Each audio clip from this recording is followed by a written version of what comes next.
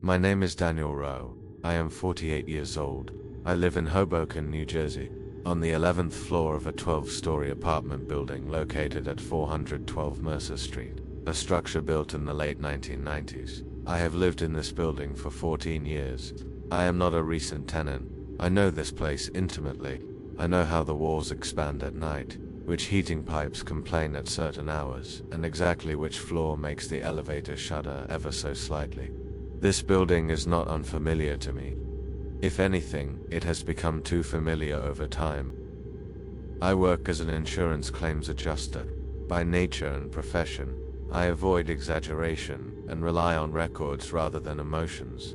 I do not label something extraordinary unless every other explanation has failed. For that reason, what I am about to recount cannot be dismissed as imagination, stress, or misinterpretation. What happened followed a gradual, deliberate progression that only revealed its logic once it was already complete.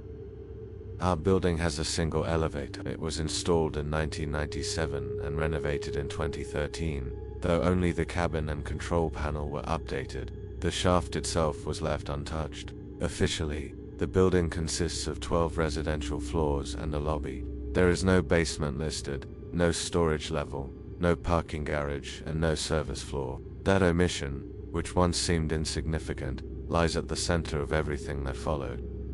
For years, the elevator functioned normally. The doors closed a bit slowly. The machinery groaned between floors, but nothing ever stood out. That changed toward the end of October, during a week of heavy rain. I noticed the doors lingered slightly longer when opening on the 11th floor. Not enough to suggest a malfunction, just enough to feel wrong. When I mentioned it to the building superintendent, Arthur Klein, he attributed it to moisture affecting the sensors. Arthur had lived in the building longer than anyone else. I accepted his explanation. A few days later, the elevator hesitated between floors while I was inside. The lights flickered but did not go out. The emergency phone worked. After several seconds, the cabin continued its descent. I did not file a complaint. Machines fail. That alone does not constitute fear. The true unease began when I noticed an unmarked button on the control panel. It was located beneath the one button where no floor should exist. It was not backlit like the others, yet its surface was worn smooth, as though it had been used frequently. I was certain it had not been there before. When I pointed it out to Arthur, he stared at the panel for an uncomfortably long time before telling me the button was inactive and had never been in use. He did not explain why it showed such clear signs of wear. In the days that followed, the elevator began pausing briefly at a level that did not exist whenever it traveled downward. The floor indicator would go blank, and the temperature inside the cabin would drop just enough to raise the hairs on my arms. I began taking the stairs whenever possible. One evening, exhausted from work, I entered the elevator without thinking. This time, it stopped not between floors, but at a place that should not have been there. The display showed nothing. When the doors opened, I did not see darkness, but a narrow concrete corridor. The walls were damp, exposed pipes ran along the ceiling, and the air carried a cold, metallic odor. A flickering light glowed at the far end. I did not step out. The doors closed, and the elevator delivered me to the lobby. The following day, I visited the municipal archives. There, the cause became clear. The building at 412 Mercer Street had been constructed over the remains of an unlicensed medical facility that operated briefly in the late 1970s. Beneath the main floor was a service level, used for storage and patient intake. Records listed multiple deaths, falls, cardiac events, and one elevator malfunction. When the facility was shut down, the service floor was officially sealed and removed from the plans. Unofficially, it had been left intact. The elevator shaft still extended to it. When I confronted Arthur, he did not deny it. He admitted the service floor still existed and that the unmarked button had always been there. Residents who noticed the irregularities never stayed long. The ones who figure it out don't remain, he told me. That was when I understood that the deaths recorded there had never been properly closed out. In the system, they were still incomplete. That night, the elevator came for me. I had not pressed the call button. The doors opened on the 11th floor. The cabin was empty, and the unmarked button was illuminated. I stepped inside. The elevator descended smoothly, without hesitation. When the doors opened, the corridor was no longer empty. Bodies lined the walls, silent and still, their eyes filled not with terror but expectation. At the end of the hall stood the service elevator, its interior lined with mirrors that reflected a version of me that felt increasingly unfamiliar. In that moment, everything aligned. This was not a grave. It was a holding register for deaths never finalized. The building did not kill, it corrected oversights. The elevator was never broken. It was simply completing its route. When I entered the service elevator, the doors closed without a sound. There was no vibration as it descended. My reflection faded with each passing moment. When the doors opened again, I stepped into a small, featureless room. I could not feel my heartbeat, but I felt no panic either.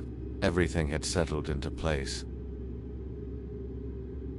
This account was recovered years later from a notebook found in my former apartment. My name no longer appears in the building registry.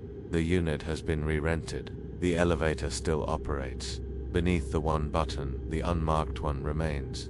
Its surface grows more worn with time. The service floor is still waiting to be filled, and in this building, no journey is ever left unfinished. I'm Andrew Keller. I'm 39 years old. I work the night shift at an old hotel in downtown Los Angeles, a place that has changed names many times over the years, but never its identity. I know this building well. It's not the kind of place a person can memorize quickly. I know the sounds of the hallways, the delays of the elevators, and the metallic groans the water tanks on the roof make at night as they expand.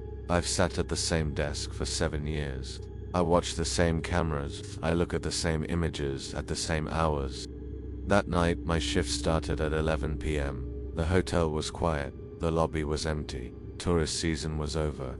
After 12:30 a.m., usually only a few long-term guests were on the move. At 12:56 a.m., I noticed movement on the elevator camera. This was a common occurrence, but at that moment it caught my eye because the person in the footage wasn't in a hurry. When the woman walked through the lobby doors, her gait was steady. She was wearing a dark jacket and carrying a backpack. She pressed the call button. The cab was downstairs. The door opened. She stepped inside. The door closed. Up to this point, there was nothing out of the ordinary. The elevator began to rise. The woman looked at the door first. Then she turned to the mirror. She stared at her reflection for a long time. Then, she took a step back. This movement didn't look like a reflex. It was as if someone had approached her, but there was no one else on camera. The woman stepped forward again. She pressed the door close button and checked the hallway. At this point, there were still no signs of panic. Her face was tense, but she didn't look like she was losing control. The elevator moved again. This time, the woman moved closer to the mirror. Her lips were moving. There was no sound, but it was clear she was speaking. Many people talk to themselves. That isn't considered unusual either. But then she recoiled. It was a sudden movement, as if someone had lunged at her. Her hands went up. She stood in front of the door. She was explaining something while looking at the door. Her eyes were locked onto the empty space to the left of the door. There was something there that the camera couldn't see. I was sure of it, because her gaze was fixed. It wasn't random. The elevator stopped. The doors opened. The woman didn't get out. She took a step, stopped, recoiled. The door closed again. The floor indicator wasn't visible on the camera, but the elevator went up a few more floors. This time the woman leaned against the back corner of the cab. Her breathing had quickened. Her hands were shaking. She wasn't looking at the mirror anymore. She was avoiding it. I thought about intervening at that moment, but according to protocol, you don't leave the security room unless there is a physical threat. The woman wasn't attacking anyone. She was alone in the cab. We were recording. At 1:02 a.m., the feed cut out. The elevator had reached the upper floors. It had moved out of the camera's line of sight. It wasn't clear which floor the woman got off on, but there was one thing I knew. That elevator ride wasn't just a moment of normal panic. When morning came, it was reported that a guest named Maya Collins could not be reached in her room. She was staying on the 13th floor. The room was locked. No one was inside. Her belongings were there. Her phone was in the room. She hadn't checked out. She hadn't left the hotel. And as I watched that footage on the screen over and over again, I realized this. Maya had seen what she was running from since the very first second. It was 9:40 a.m. when Maya Collins was officially declared missing. Until that hour, the hotel had handled the matter as a late checkout or an unplanned departure.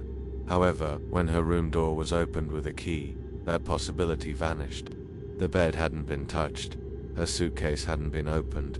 No water had been used in the bathroom. The windows were locked. There was no sign that she had left the room. Despite this, she was nowhere to be found. The police were called. When the first team arrived, I showed them the elevator recordings directly. The footage was watched several times. At first, they interpreted it as a common panic attack. However, as we paused the video and rewound to specific moments, the atmosphere in the room changed. Because Maya's movements weren't random, every recoil was directed toward the same spot. Every hesitation happened in the same empty space. She was perceiving a threat, but this threat was in a place the camera couldn't see. One of the officers said the woman might be under the influence of drugs. The other mentioned the possibility of acute psychosis. These went into the report, but the footage didn't quite fit those explanations because Maya wasn't out of control. Her movements were chaotic, but they weren't irrational. It was as if she knew exactly where something was standing inside the cab, as if that thing was stationary, and Maya was positioning herself around it. A technical inspection of the elevator was conducted. The cab was stopped, the floor buttons were checked, the door sensors were tested. Everything was working. Everything was normal. The elevator logs were continuous until the moment of the disappearance. After that, there was nothing. The moment the woman exited, the cab didn't appear on camera. This was impossible. The interior camera should have continued recording even when the doors opened. That same afternoon, the first complaints began. Guests on the upper floors said the taste of the tap water had changed. Some found it metallic. Some called it an old pipe taste. The technical team checked the plumbing. The filters were clean. The tank gauges were normal. The report was closed as suitable for use. The second night I stayed in the building, the elevator was out of service, but the building wasn't quiet.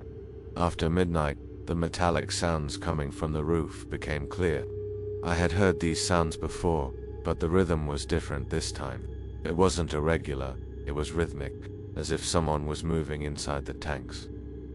Around 2:30 a.m., I stood in front of the door leading to the roof. It was locked. I didn't have authorization, but I could clearly hear the sounds coming from behind the door. It wasn't the sound of water. It wasn't a crashing sound either. It was more like a weight shifting directions inside a large volume. The next day, the police expanded the search. The rooftop was to be inspected. The water tanks were to be opened. At that moment, I felt an indescribable tension, because a detail I had seen in the elevator recordings wouldn't leave me alone. Maya's final movement in the cab, her look into the mirror before the door closed. That look didn't belong to someone asking for help. That look belonged to someone who had found their place. When we got to the roof, we saw 4 large water tanks. 3 were closed. The lid of the 4th didn't sit quite right. As the technical team prepared to open the lid, one of the officers stopped because he had seen movement inside the tank, close to the surface. In that moment, everyone went silent. When the lid of the tank was fully opened, the smell that rose from within was at first an indistinguishable metallic intensity, the heavy scent of rust, old pipes, and water that had remained stagnant for a long time mixed together. But after a few seconds, this smell gave way to a more familiar and disturbing sensation, because it was no longer just a plumbing issue. When one of the technicians shone his flashlight onto the surface of the water, the movement inside the tank became clear, and a body was spotted under the water, held very close to the surface. Maya Collins' body was in the water. It was in a vertical position. It wasn't standing exactly parallel to the surface. It was as if she had tried to stay on her feet but gave up at the last moment. She was missing some of her clothes. Her shoes were gone. Her hair drifted slightly in the water, But this drifting wasn't caused by the wind, it was caused by the pressure change inside the tank. Everyone was silent as the body was removed. No one said a word, because there were no signs of a struggle, no assault, no forced entry. The autopsy report arrived 2 days later. There was water in her lungs. The cause of death was listed as drowning, but the following statement appeared at the bottom of the report. A clear time frame regarding the duration of the drowning could not be determined. That sentence remained in the file. No one followed up on it, because the case was technically closed, but it wasn't closed for me. I watched the elevator recordings one last time. I slowed down the footage, I paused it, I rewound it, I examined the frame-by-frame moment of Maya's last look into the mirror. What I realized then had escaped me before. When Maya looked into the mirror, she wasn't afraid. There was no panic on her face. There was tension, but it wasn't the tension of someone wanting to escape. It was the stillness just before a decision. The elevator hadn't malfunctioned that night. The floors hadn't gotten mixed up. The doors hadn't broken. The elevator hadn't taken Maya to the wrong place. It had dropped her off exactly where she was going, at exactly the moment she was supposed to be there. The service door leading to the roof was supposed to be locked. That night, the lock was open. The moment the door opened didn't appear in the camera recordings. No one had swiped a card. No one had forced it. The question of how Maya got onto the roof was marked as unclear in the report, but I wasn't looking for the answer to that question anymore, because I knew the answer. The elevator cab was empty from the camera's perspective, but an elevator was never just a means of transport. That cab was the narrowest space in the building, the most enclosed volume, and at the same time, the most controlled place. There was light, there was a camera, the boundaries were clear. What Maya experienced didn't happen in the dark, but on the contrary, in a place that was far too visible. She wasn't alone in the elevator, but whatever was with her wasn't reflected on the camera. After the tanks were drained, the building was closed for a while. The water system was completely renovated. The elevator was serviced. The cameras were replaced. The hotel reopened. New guests arrived. No one talked about the old incident, but some nights, while I'm sitting alone on my shift, I notice the motion sensor being triggered even though I see that the inside of the cab is empty on the elevator screen. And sometimes, I see the mirror fogging up, when no one is there. But now I know, those images weren't a record of a breakdown, but of a surrender. Maya Collins didn't go missing. She didn't go to the wrong place. She wasn't there at the wrong time. She went up to the very last place the elevator could show. And above, there was a void that no one asks about anymore.